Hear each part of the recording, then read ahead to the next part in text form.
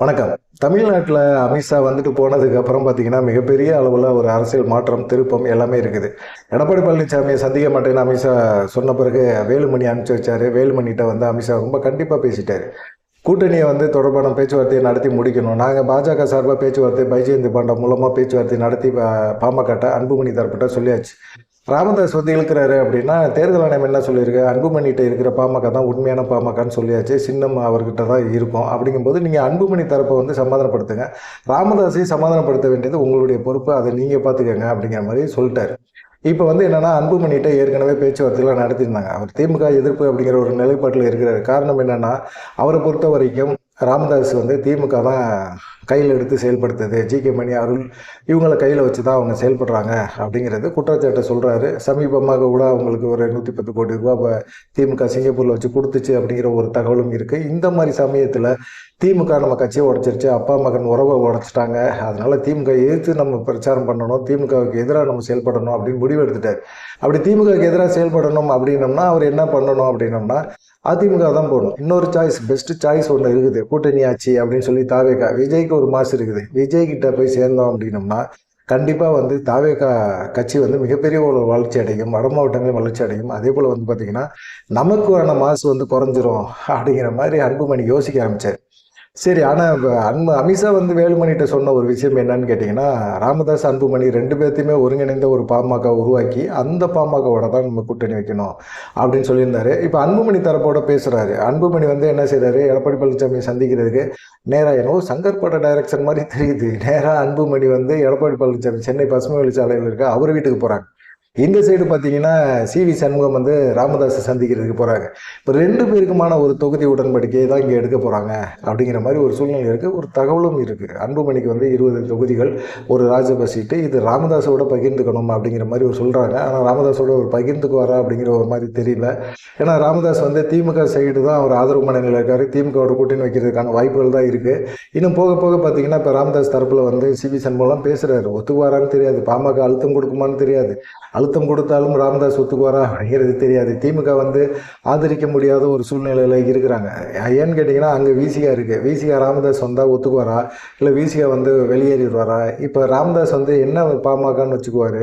ஏன்னா தேர்தல் ஆணையம் அன்புமணி கட்டுப்பாட்டில் கொடுத்துருச்சு. அப்படிங்கும்போது பாமக ஃபுல்லாக வந்து பார்த்திங்கன்னா அன்புமணிகிட்ட தான். இப்போ நீங்கள் மாம்பழ சின்னத்தில் நிற்கணும் அப்படின்னா அன்புமணி ஏ ஃபார்ம் பி ஃபார்மில் கையெழுத்து போகிறவங்களுக்கு தான் வந்து பாமக அப்படின்னு தெரியும். ராமதாஸ் கிட்ட இருக்கவங்களுக்கு சின்னம் தொடர்பான வழக்கு என்ன நடக்க போகுது, ஏது நடக்க போகுது, அதுவும் பாஜக முடிச்சாதான் நினச்சாதான் தேர்தல் ஆணையம் அங்கீகரிக்கும் அப்படிங்கிற மாதிரி சொல்கிறாங்க. இதுக்குள்ளே ராமதாஸ் அன்புமணியை ஒற்றுமைப்படுத்துங்க அப்படின்னு சொல்லியிருக்கிறாங்க.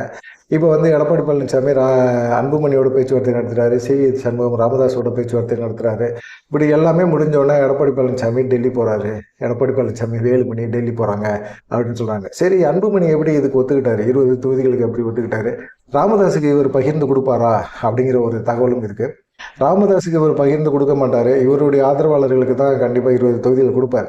2021 சட்டமன்ற தேர்தல் நடந்து முடிஞ்ச பிறகு எடப்பாடி பழனிசாமி கடுமையான ஒரு விமர்சனத்தை அன்புமணி வச்சார். என்ன சொன்னார் அன்புமணி? சட்டமன்ற தேர்தலில் அதிமுக வேட்பாளர்கள் ஜெயிக்க வைக்க பாமக தொண்டர்கள் களத்தில் இறங்கி வேர்வை சிந்தி உழைச்சி அதிமுக வேட்பாளர்கள் ஜெயிக்க வச்சாங்க. ஆனால் நாங்கள் வந்து 20 தொகுதியில் போட்டி போட்டோம். போட்டி போட்ட இடத்துல கூட பாமக வேட்பாளர்களை ஜெயிக்க வைக்கணும்னு அதிமுக தொண்டர்கள் நினைக்கவே இல்லை. அதிமுக காரங்க இறங்கி வேலையே பார்க்கல.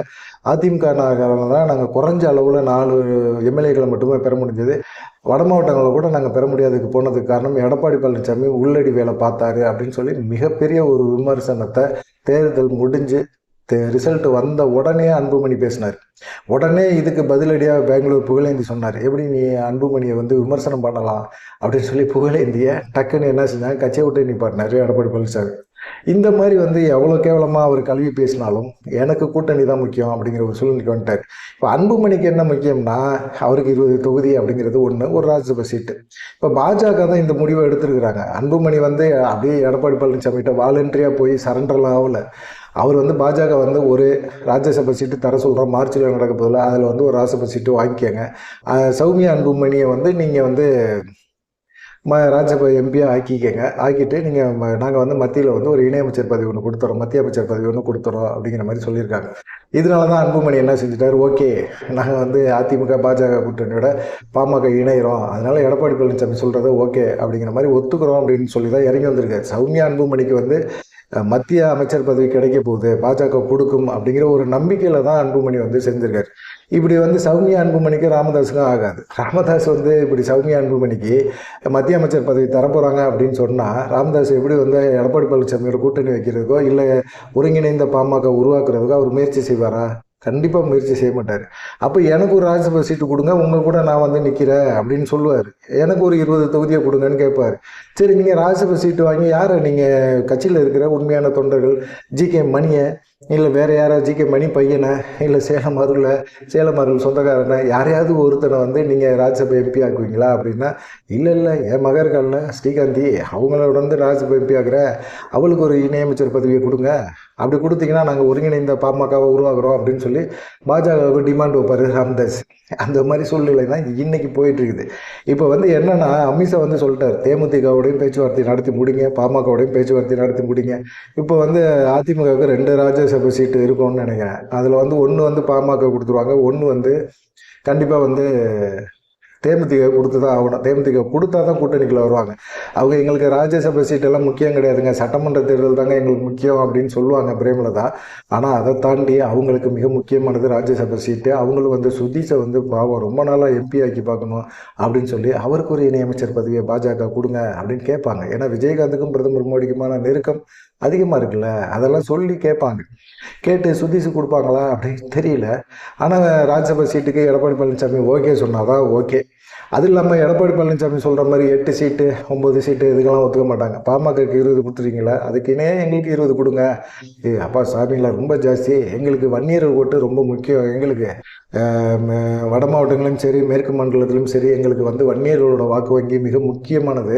அதுதான் எடப்பாடி பழனிசாமி குறிப்பாக ஜெயிக்கணும், அதிமுக வேட்பாளர் ஜெயிக்கணும்னா வன்னியர்கள் ஓட்டு ரொம்ப ரொம்ப முக்கியம். இந்த மாதிரி சமயத்தில் வந்து அவங்க கேட்குறாங்க அப்படிங்கிறதுக்காக அவங்களுக்கு கொடுக்குற தொகுதிகளை தாண்டி உங்களுக்கு அதிக தொகுதிகளை எங்களால் கொடுக்க முடியாதுங்க அப்படிங்கிற மாதிரி எடப்பாடி பழனிசாமி கை விரிச்சார் அப்படின்னா தேமுதிக இங்கே வராது. அப்போ வந்து என்ன செய்வாங்க, பாஜக தேமுதிகவோட பிரேமலதாட்ட பேச்சுவார்த்தை நடத்துவாங்க. ஏற்கனவே அவங்க திமுக சைடு ஒரு சைடு லாக் ஆகியிருக்காங்க.